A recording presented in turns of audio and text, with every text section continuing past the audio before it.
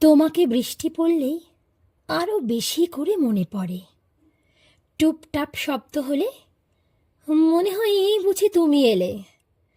ভেজা চুলে, ভেজা চোখে আর একটু অপরাধ বোধ নিয়ে বললে, আমি আসতে চাইনি, কিন্তু মন চুপ করে থাকতে দিল না। বৃষ্টি মানে গল্পগুলো জেগে ওঠা। মনে আছে, খোলা আকাশের নিচে হাত মেলে দাঁড়িয়ে পড়তাম দুজন মিলে, বৃষ্টিতে ভিজতাম। তবু তোমাকে একটা ছাতা উপহার দিতে চেয়েছিলাম। এরকমই একটা ছাতার নিচে আমাদের বুড়ো হবার কথা ছিল।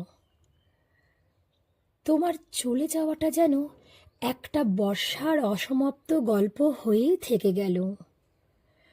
তবে আজও আমি রোজ তোমার অপেক্ষায় বৃষ্টিতে ভিজি।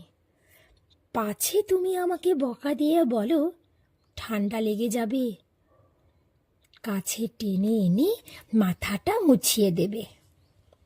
ভাবতেই পারি না তুমি আমাকে ছেড়ে বেঁচে আছো। আমার তো মনে হয় তুমি এখনো বৃষ্টিকে ভালোবাসো।